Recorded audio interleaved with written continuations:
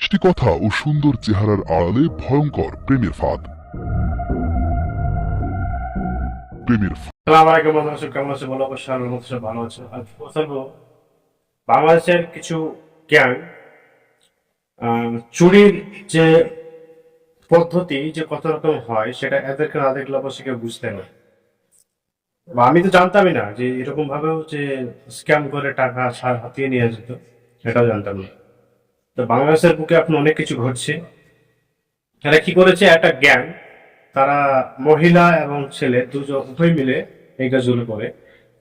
মেয়েগুলোকে মানে video call করে, মানে ধরো আমার মতন বা আপনার মতো সাধারণ মানুষকে তারা টার্গেট করে ভিডিও কল করে, নগ্ন ভিডিও দেওয়ার পরে মানে দুজনের মধ্যে যখন এরকম একটা সিচুয়েশন তৈরি হয়, তখন তাদের যে বা ছেলেটার পক্ষ থেকে যে ভিডিওটা স্ক্রিনশট নিয়ে নেয় তারা, বা ভিডিও রেকর্ড করে নেয়, রেকর্ড করে নেওয়ার পরে তাদেরকে ব্ল্যাকমেল করে, অর্থাৎ তাদের কাছ থেকে টাকার আবদার করে বা টাকার একটা অ্যামাউন্ট বলে যে এই টাকা না দিলে পরে এরকম ভিডিও সোশ্যাল মিডিয়ায় ছেড়ে দেওয়া হবে।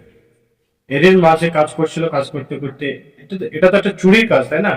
আর চুরি কাজ বেশি দিন টিকে থাকে না। যত বড় বড় যারা চুরি করেছে বা যারা উঁচু লেভেলে চুরি করতো, তারাও কিছু না কিছু একটা ত্রুটির জন্য ধরা পড়েছে। তো এরাও একটা ত্রুটির জন্য ধরা পড়েছে, ধরা পড়ার পরে এখন তারা পুলিশের হেফাজতে রয়েছে। দেখুন সেই ভিডিও দিচ্ছি। আর ভিডিওটা ভালো লাগলে একটা সাবস্ক্রাইব করে দেবেন। মিষ্টি কথা ও সুন্দর চেহারার আড়ালে ভয়ঙ্কর প্রেমের ফাঁদ। প্রেমের ফাঁদে ফেলে সুযোগ মতো নগ্ন ভিডিও ধারণ করে ব্ল্যাকমেইল করাই তাদের মূল পেশা। তাদের চক্রে কেউ সাজে পুলিশ, কেউ সাংবাদিক। কখনো ফেসবুক বা মোবাইলে মিষ্টি কথায় ভুলিয়ে প্রেমের ফাঁদে ফেলে লাখ লাখ টাকা হাতিয়ে নেয় চক্রটি। লোকলজ্জার ভয়ে প্রায়ই তাদের চক্রের কবলে পড়েও এড়িয়ে যান ভুক্তভোগীরা। এই চক্রটির ঘাঁটি সাভারের আশুলিয়াতে।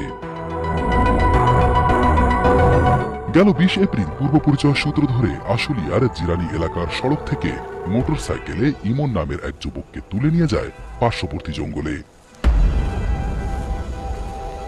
সেখানে গিয়েই ব্ল্যাকমেইল করে টাকা হাতিয়ে নেওয়া হয় ইমন নামের সেই যুবকের কাছ থেকে।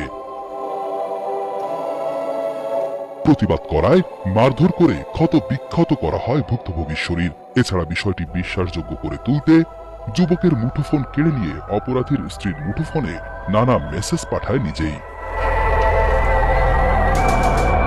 পরে 20,000 টাকা মুক্তিপণ দিয়ে চক্রটির কবল থেকে ফিরে আসেন ভুক্তভোগী ইমন।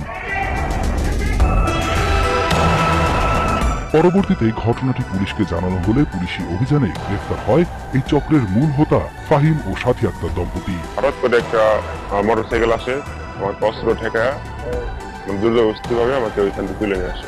শ্রীপুর লেবন হসপিটালের পিছনে যে জঙ্গল এলাকাটা আছে, ওইখানে আমাকে নিয়ে জিম্মি করে রাখে, মারধর করে অনেক। আমার কাছ থেকে মোবাইলটা নিয়ে, মানে ওনারা সব আগে থেকেই প্ল্যান করেছে যে আমাকে কিডন্যাপ করে নিয়ে এসে সে হচ্ছে ফাহিমের ওয়াইফের সাথে আমার অস্ত্রমূলক ঠেকায়া জবানবন্দি নিয়ে সেটাকে আবার রেকর্ড করা, আমাকে জিম্মি করে রাখা হয়েছে। তো 20,000 টাকা দেওয়ার পরে আমাকে মুক্তি দেওয়া হয়। তো আমি বাসায় চলে যাই। চলে যাওয়ার পরে আবার ফোন দেওয়া হয় যে পরবর্তী এটা নিয়ে যদি কোনো আলোচনা হয় বা কেউ জানে, তাহলে আমাকে যে কোনো সময় মার্ডার করে ফেলতে হবে। জানা যায় এই অঞ্চলে প্রায়ই ঘটে এমন প্রতারণার ঘটনা। প্রেমের ফাঁদে পা দিয়ে গেল 2 মে চাঁপাইনবাবগঞ্জ থেকে আশুলিয়ার জামগড়ায় এসে রিয়ামণি নামে এক নারীর ব্ল্যাকমেইলের শিকার হয় যুবক সানাউল মাহমুদ।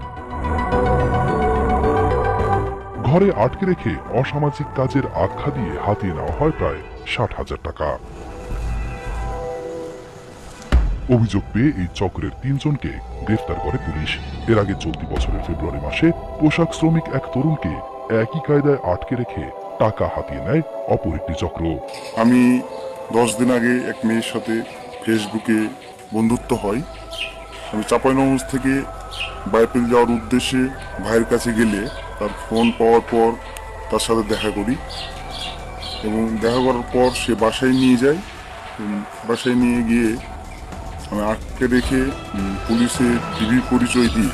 আমার কাছে নগদ 35,600 টাকা এবং বিকাশ থেকে 29,350 টাকা হাতিয়ে